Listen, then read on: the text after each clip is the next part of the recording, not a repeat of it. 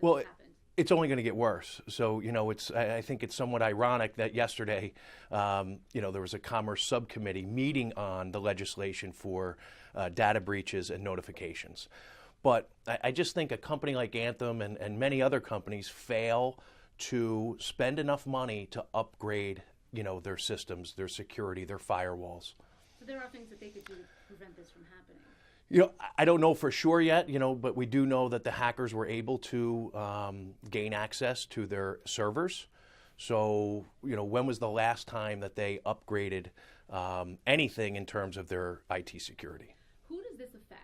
Well, we don't know if anyone in New Jersey was actually affected because Anthem, from what we're trying to find out, Anthem has not told us. They're not saying how many people are where. Exactly, but people in New Jersey could be affected because there are affiliate companies through Anthem that are also, now been exposed, and that's about 67 million people.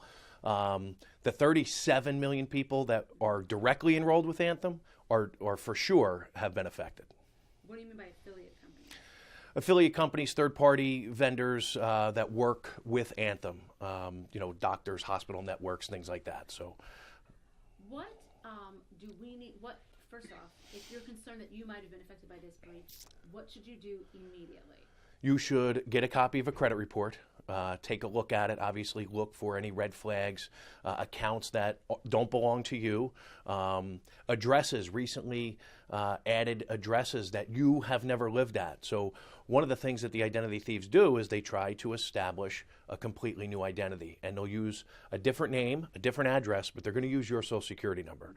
So look at the report, and then, unfortunately, in today's day and world, you really need to be involved in a credit monitoring program that also has the resolution services, because people always say, Paul, what if I get the alert that somebody just tried to open up a credit card or multiple cards, or they're leasing a car or buying a house? So the average person doesn't know what to do. So make sure you have some type of resolution service that goes along with the credit monitoring. And I say it's unfortunate because the free services that are out there are just inadequate. So people are going to wind up having to pay anywhere from $10 to $20 a month for that service. But it's the world we live in. Yeah, tell me about a little more about these programs. These are not things that are offered through the government. These are not things that are offered, those free, like what I did, the free fraud. The fraud alert, so if you've been affected, you might want to even go take it a step further and put a security freeze on your credit reports. And that means that no one, including you, would be able to gain access to your credit reports without first providing a PIN or a password. The fraud alert just says to creditors who are pulling your reports, go an extra step in terms of verifying that the person is who they say they are.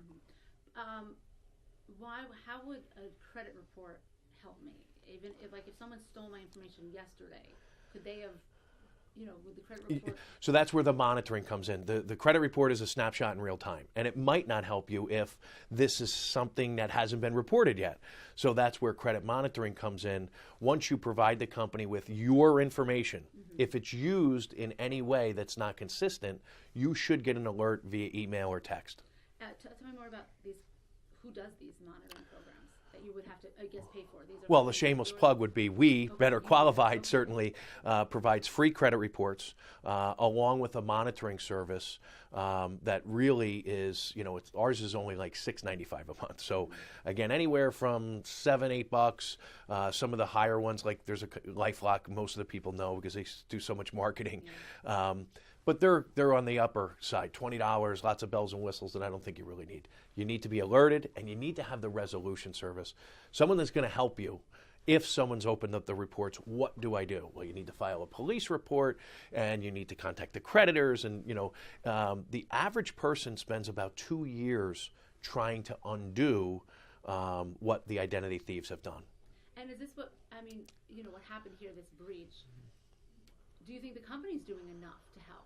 Do you think? No, I think one of the things that I try and champion, and the things that we talk about, are all of the companies thus far, in my opinion, have fallen short in notifying the clients, customers on time, and then don't just provide a one bureau credit report. There's 3 bureaus, and so for that very reason, they need a 3 bureau credit monitoring solution and service.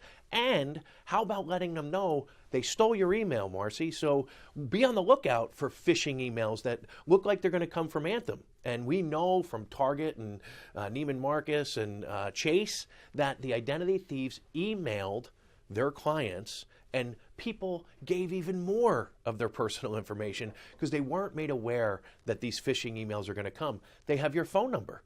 So be on the lookout for phone calls. How you doing? This is Paul Oster from Anthem.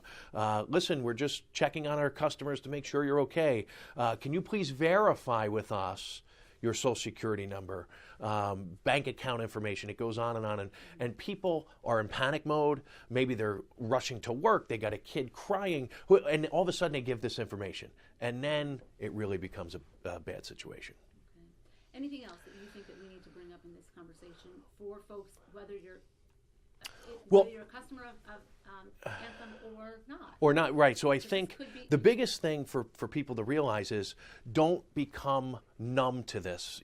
2014 was the year of the data breach. Every other day you heard about that. And people say, well, it didn't hurt me yet. So what they need to realize is that the information is on the black market. It's being sold on the dark web.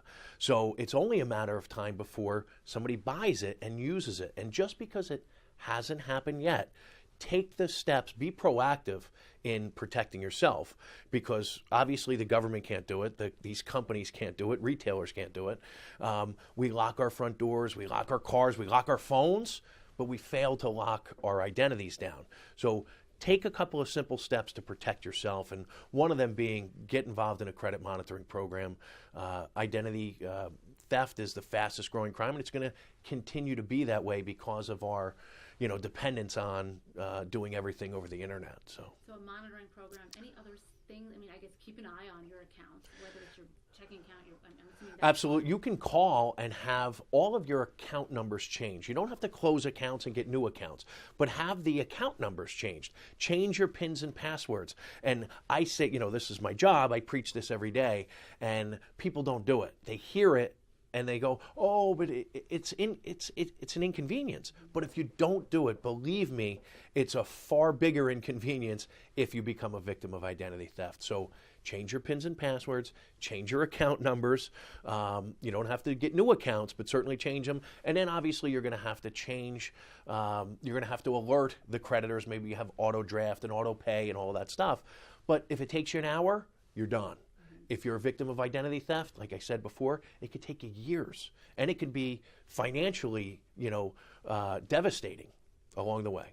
And when you say change your account numbers, you mean like bank account, checking account, savings account, that's... Absolutely. Bank accounts, checking accounts, credit cards, all of those banks and creditors will issue you new account numbers.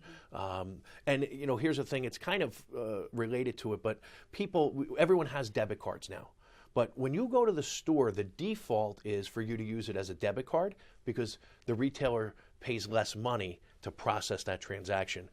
Ask to use it as a credit card. So when you swipe your debit card now, it says, what's your PIN?